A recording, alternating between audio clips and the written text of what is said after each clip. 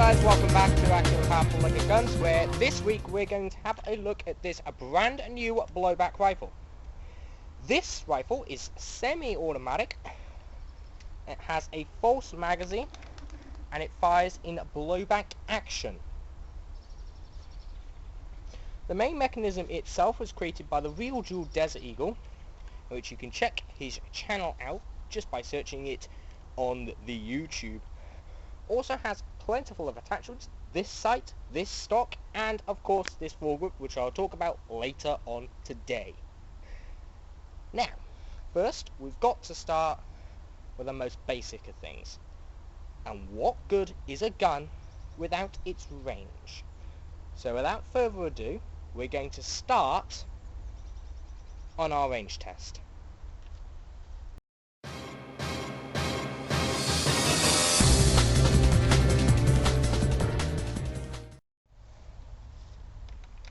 Okay, here we are. We're going to range test this rifle.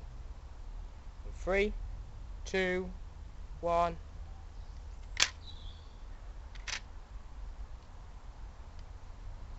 Now we've done the range test. Let's see how far the bullets have gone. Fortunately, because of the weakening of the rounds during the process, they haven't really gone too far. They've gone to around this point, which is even before the 3-meter mark.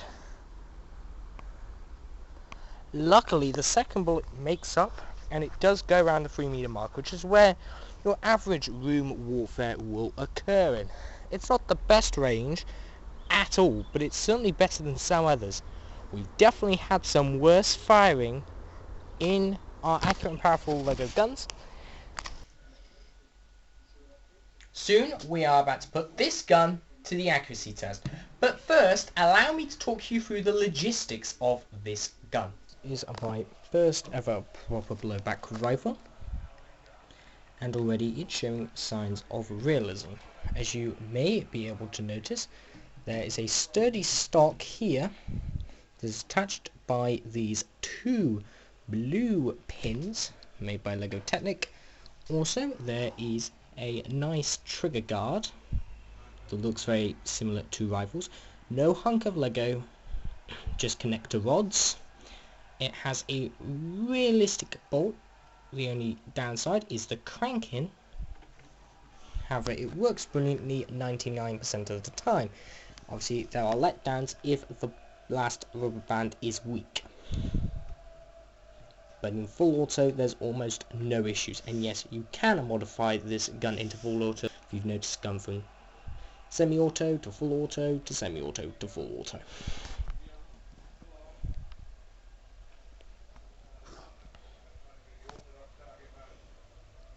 Also, the pistol grip is very well angled. There are sloped pieces on this side of the pistol grip to make it feel more comfortable. It feels comfortable in my hand. It's connected by this rod with the connector rods.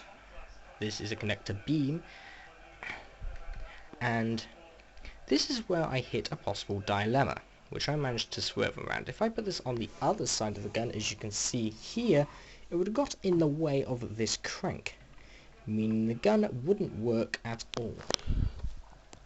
Except I managed to put this slightly angled connector beam here, which managed to solve the problem nicely. As you can see, there are 2 tactical rails. This is the top one, which is a sloped piece like Lego house roofs, with either 2x1 flat base plate or 2 sets of 1x1 flat base plates put together. The same goes for the bottom tactical rail. However, this time there is a 2x2 base plate here to prevent you from putting the attachments too close to the magazine. You're able to see the pieces or the connector rods that allowed me to invert this slope, because I don't have very many Lego inverted slope pieces. So I used regular slope pieces slotted into those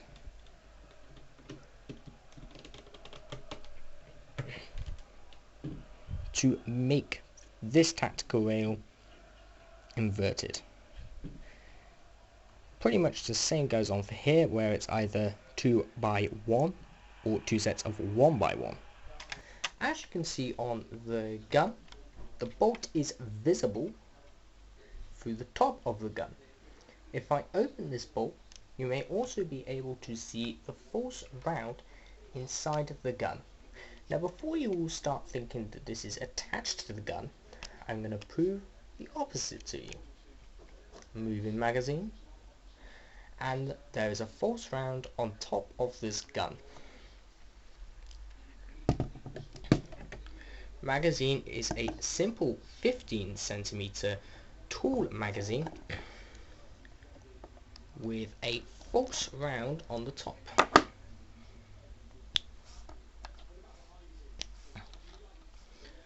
The round is very simple. It's this silver beam with this cross-sectioned connector beam from Lego Technic, which is connected to this piece with 2 base plates on the top for smoothness. The round connects into it, and there we are. I've just taught you how to create the round and put it on the top of the magazine. I'm not going to instruct on you how to do anything else on this gun because, well, it's pretty explanatory. It's 2 big sticks of Lego angled by a 2 by 1 base plate between the 2 sets of planks of Lego, and it is loadable in the gun. When you load the magazine into the gun, it will just stay there until the moment you choose to remove it, in which you can remove it manually, like so. Here's another realistic feature of this gun. The gun can easily be stripped into its main components. As you can see, we have a stock, a pistol grip, the magazine, the attachments for the gun, the tactical rail on the bottom on its own, and the main gun itself, which can fire without any of the extras. Unfortunately, and this is what I would like to have, the trigger isn't part of a group with the pistol grip, which is one deduction from the realism of the gun. However, it can be field stripped into a more compact way of storage, just like on many popular carbines of today, or even submachine guns, and it just is very easy to remove all the components, and of course very easy to put these components back together. I'm now going to demonstrate to you me putting back all the pieces together, starting there.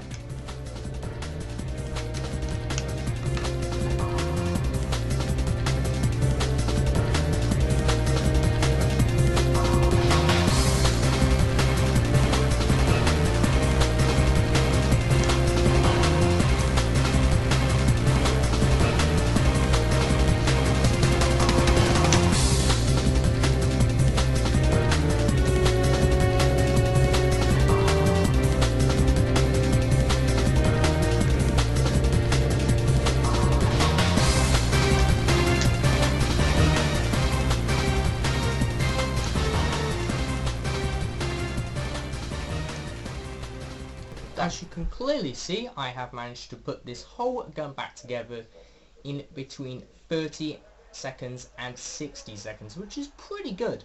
That means I can remove all the components of the gun and easily put them all back together in less than a minute. This is an added part of realism, like on many modern guns, and I am very pleased of how it's easy to reattach every component to the gun, and I'm easily pleased on how it looks field stripped. In my opinion, it looks very nice field stripped. You can actually see a field stripped image if you go onto my Google Plus profile. There is a picture of this gun as its cover field stripped. I like it more when it's field stripped because it looks really nice just to see all the components on themselves. Without further ado, it's now time to go on to the accuracy test.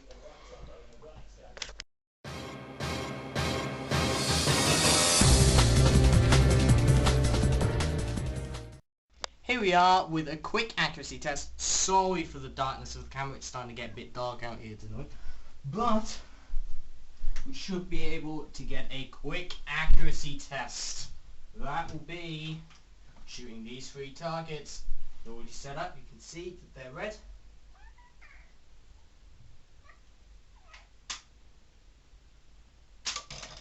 That's 1.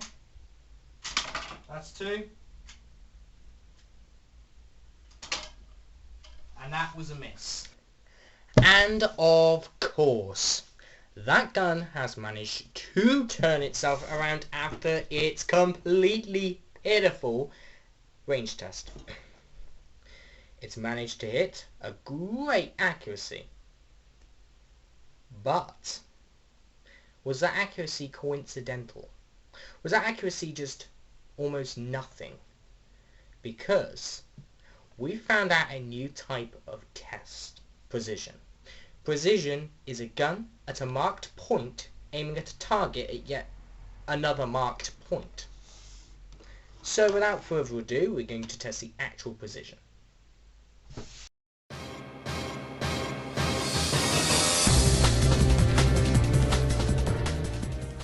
Precision tests are something new in this channel. They've not been done before. And what we do is we put a gun into a certain trajectory to see if it can precisely hit a target from a marked position. Because what good is having a good aim on a gun when it doesn't hit the target every time? Now to do this, we're going to load our very small magazine. And we are going to fire this gun to that target from the fixed point. 3, 2, 1. Hit the target. Pass. Same marked point, same gun, same position. 3, 2, 1. Hit the target. Final shot. 3, 2, 1. It hit that target as well.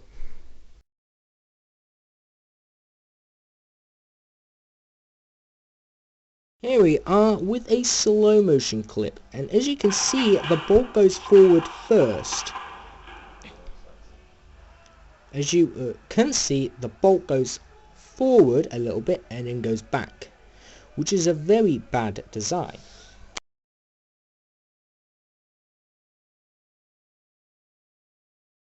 Here you'll be able to see that this one actually works like a proper Glock. That was actually well made. The slide actually went back and forth like on a real Glock. However, the gun isn't the best that we could have done.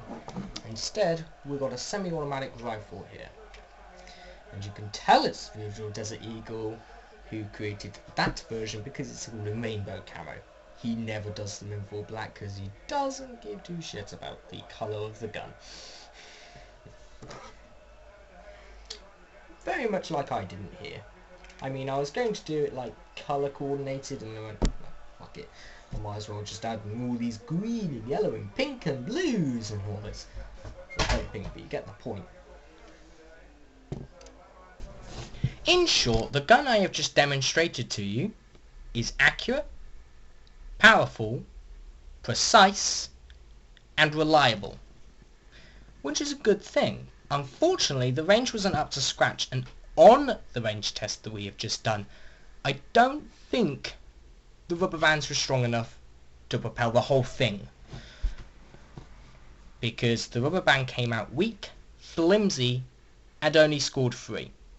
I've seen the gun go 5 to 6 meters at the very most, which means it's got sort of up to scratch range. It'd certainly be good enough for a home battle, and it is very predictable, so you know that when you shoot the gun, it's going to hit the same point or similar point every cycle.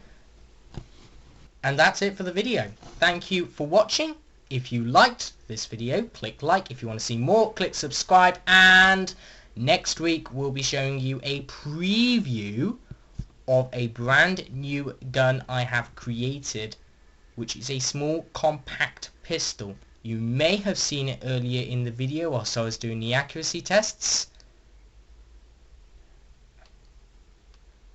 And it is only a semi-automatic rubber band gun. More details will be coming out in 2 weeks' time.